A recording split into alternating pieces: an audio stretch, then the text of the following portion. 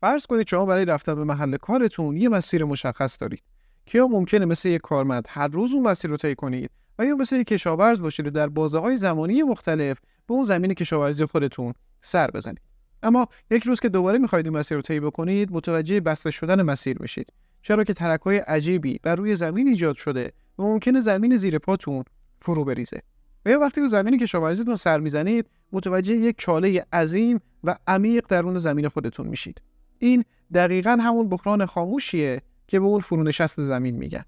مسئله‌ای که به طور جدی باید راجبش صحبت بشه.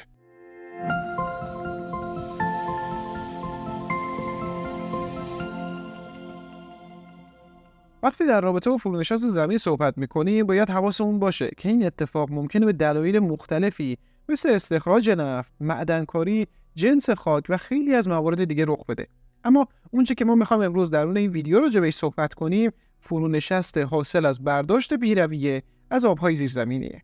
که برای درک بهتر لازمه تا وضعیت منابع آبی ایران و نحوه مصرف اون رو با همدیگه بررسی کنیم. بر طبق سندی با عنوان مدیریت منابع آب و توسعه پایدار که مرکز پژوهش‌های مجلس در سال 1384 ارائه داده، ایران از طریق بارش 400 میلیارد متر مکعب آب به دست بیاره که 270 میلیارد متر مکعب اون رو به خاطر تبخیر و تعرق از دست میده و اون چیزی که باقی میمونه 130 میلیارد متر مکعب آبیه که میتونه برای کشاورزی، شرب و صنعت مورد استفاده قرار بگیره. حالا همین عدد 130 میلیارد متر مکعب رو تو ذهنتون داشته باشید. این مرکز 16 سال بعد یعنی در بهمن ماه 1400 سند دیگه‌ای رو با عنوان بررسی تحلیلی شرایط موجود و تبیین بحران آب در کشور ارائه میده و اونجا اشاره میکنه که میزان منابع آب تجدیدپذیر کشور از 130 میلیارد متر مکعب به 109 میلیارد رسیده. اگر وقوع خشکسالی‌های پی در پی در دهه اخیر رو هم در نظر بگیریم، این عدد به 89 میلیارد متر مکعب میرسه که از این عدد 82% رو کشاورزی، 83% رو شرب و 2.4% رو صنعت مورد استفاده قرار میده. اما نکته حائز اهمیت برای ما در این سند میزان مصرف آبهای زیرزمینیه. بر طبق همین سند جدای از میزان مصرفی که از آبهای حاصل از بارش صورت میگیره، 57% آب شرب شهری، 83% از آب شرب روستایی، 63% از آب صنعت و خدمات و همینطور 52% از آب کشاورزی از طریق منابع آبهای زیرزمینی تامین میشه که نتیجه این حجم از مصرف کسری 136 میلیارد متر مکعبی آبخوان‌های کشور و افت سالیانه 55 سانتی متری اونهاست و همینطور تبدیل شدن بیش از 67% از دشت‌های کشور به دشت ممنوعه و بحرانی و رخ دادن بحران خاموشی به اسم فرونشست زمین. در واقع اگه بخوام به طور ساده توضیح بدم، سفره‌های آب زیرزمینی منابع آبی هستند که طی قرن‌ها در زیر لایه‌های زمین شکل گرفتند و با برداشت بی‌رویه از این منابع طی 6 دهه گذشته و به هم زدن چرخه طبیعی ورود و خروج آب به این سفره‌ها باعث شدیم تا این منابع آبی یا از بین برن و یا اینکه در معرض نابودی قرار بگیرن که فرونشست زمین هم یکی از عواقب این برداشت بی‌رویه است که یکی از دلایل اصلی گسترش این پدیده در سالیان اخیر عدم تناسب بخشی از اهداف و سیاست‌های توسعه‌ای کشور با ظرفیت واقعی منابع آب بوده، خصوصاً منابع آب زیرزمینی و همینطور عدم دسترسی مناسب به آب‌های سطحی در برخی از نقاط کشور و همزمان دسترسی آسان‌تر و ارزان‌تر به منابع آب زیرزمینی که این فرونشست زمین آثار مخرب خودش رو به صورت مستقیم و غیر مستقیم بر شهرها و زیرساخت‌های کشور وارد می‌کنه، به طوری که 195 شهر در سراسر کشور بر روی پهنه‌های با خطر بالای فرونشست قرار دارند که استان‌های خراسان رضوی، کرمان، تهران و اصفهان در صدر این لیست قرار می‌گیرند.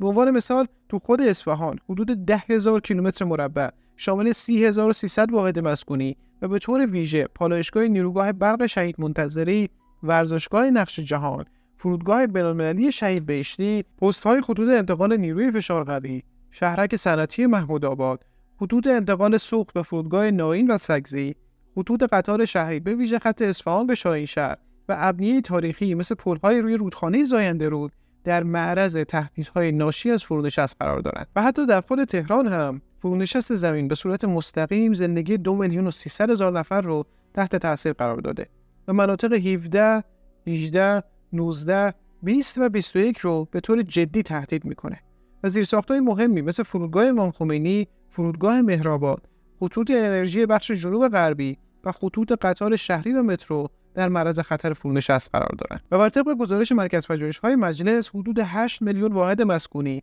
و 24 میلیون نفر در کشور در معرض خطرات و آسیب‌های فرونشست قرار می‌گیرند که تمامی اینها نتیجه برداشت بی‌رویه از سفره‌های آب زیرزمینیه که از طریق 753 هزار چاه موجود در کشور انجام می‌گیره که 40% این چاه‌ها هم غیر مجاز هستند که نتیجه اون در کشور ما شده فرونشستی 5 تا 7 برابر متوسط جهانی با نرخ سالیانه 25 تا 30 سانتی متر در سال. و تمامی مواردی که تا اینجا به اونها اشاره کردم خسارت‌های مستقیم فرونشست محسوب میشن. این در حالیه که این مسئله آثار غیر مستقیم رو هم به دنبال داره. آثاری مثل افزایش هزینه‌های تعمیر و نگهداری زیرساخت‌ها، کاهش ارزش زمین و اموال، رها کردن ساختمان‌ها و اماکن، اختلال در فعالیت‌های اقتصادی و توقف کسب و کار و خیلی از موارد دیگه. پس ما به طور کلی با پدیده‌ای مواجهیم که زیست ما رو در شهرها و روستاهای کشور به خطر انداخته و باید به طور جدی برای مواجهه با اون به دنبال چاره باشیم. پس بیایید شروع کنیم. بخش اولی که باید مورد بررسی قرار بگیره مربوط به قوانین و مقررات تاثیرگذار بر مدیریت منابع آبی در ایرانه. مرکز پژوهش‌های مجلس گزارشی رو در آذر ماه 1402 منتشر کرده و به بررسی قوانین و مقرراتی که به صورت مستقیم و غیر مستقیم با موضوع فرونشست در ارتباط هستند پرداخته که میتونید روی صفحه مشاهده کنید. و در آخر این نکته رو مطرح کرده که مسئله اصلی کشور در این رابطه نه خلأ قانونی بلکه عدم اجرای قوانین موجود و ضعف نظارتی تو این حوزه است. و با توجه به تعدد قوانین در کشور و اینکه خلأ قانونی در این زمینه وجود نداره، نیازی به ارائه قانون جدید نیست و اولویت با بروزرسانی و اجرای قوانین موجوده. پس لازمه که 4 نهاد درگیر در حوزه مدیریت منابع آبی که به صورت مستقیم و غیر مستقیم بر مدیریت این منابع تاثیر میذارن و ما در ویدیوهای قبلی اونها رو معرفی کردیم، به جای عملکرد جزیره‌ای به صورت یکپارچه عمل کنند و تا جایی که امکان پذیره با تکیه بر قوانین و مقررات به مقابله با حفر چاه و برداشت بی‌رویه از آب‌های زیرزمینی مخصوصا در بخش کشاورزی بپردازند. بخش دوم، کنترل مصرف در بخش شرب شهرها و روستاها. همونطور که قبلتر گفتم 57% از آب شرب شهری و 83% از آب شرب روستایی از طریق منابع آب‌های زیرزمینی تامین میشه و این میزان برداشت باعث شده تا آبخوان‌های کشور با مشکل جدی مواجه بشن. اما میشه با استفاده از روش‌های استفاده مجدد از آب به صورت غیر مستقیم آب فاضلاب شهری و روستایی رو پس از تصفیه پیشرفته به سفره‌های آب زیرزمینی انتقال بدیم تا به عنوان یک حائل طبیعی عمل کنه و بدین صورت هم چرخه طبیعی منابع به هم نمیخوره و هم وضعیت اونها در بلند مدت بهبود پیدا میکنه. بخش سوم، نظارت و مدیریت وضعیت دشت‌های کشور. همونطور که گفتم 67% از دشت‌های کشور به وضعیت بحرانی رسیدن. پس لازمه که نظارت سختگیرانه‌ای بر این دشت‌ها اعمال بشه تا از بارگذاری صنایع آببر و یا هر گونه فعالیتی که میزان مصرف منابع آبی رو بیشتر میکنه جلوگیری کرد تا در بلند مدت وضعیت این دشت‌ها بهبود پیدا کنه. اونچه که حائز اهمیت این مسئله است که باید درک کنیم که این بحران در کوتاه مدت قابل حل نیست و باید در بلند مدت و برنامه‌ریزی و مدیریت دقیق وضعیت منابع آبی کشور رو به ثبات رسوند که این مسئله نیازمند همکاری مردم، متخصصین و نهادهای درگیر در حوزه مدیریت منابع آبیه. هرچند که این راه‌حل‌هایی که تا اینجا مطرح کردیم نمیتونه تمامی ابعاد این بحران رو پوشش بده و لازمه که برنامه دقیق‌تری ارائه بشه، اما با اجرای درست همین موارد هم میشه شرایط رو تا حد زیادی بهتر کرد و وضعیت سفره‌های آب زیرزمینی رو بهبود بخشید. چرا که فرونشست زمین از جمله بحران‌هایی که زیست شهرها و مناطق ما رو در کل کشور با خطر مواجه کرده و باید سریعاً برای کاهش اثرات زیانبار اون کاری کرد. و در آخر از شما مخاطبین خودمون هم می‌خوایم که اگر راه حل یا پیشنهاد و نظراتی در این رابطه دارید با ما در بخش کامنت ها مطرح کنید تا در رابطه با اونها صحبت کنیم. چرا که حل مسائل و مشکلاتی از این دست نیازمند یک راه حل جمعیه.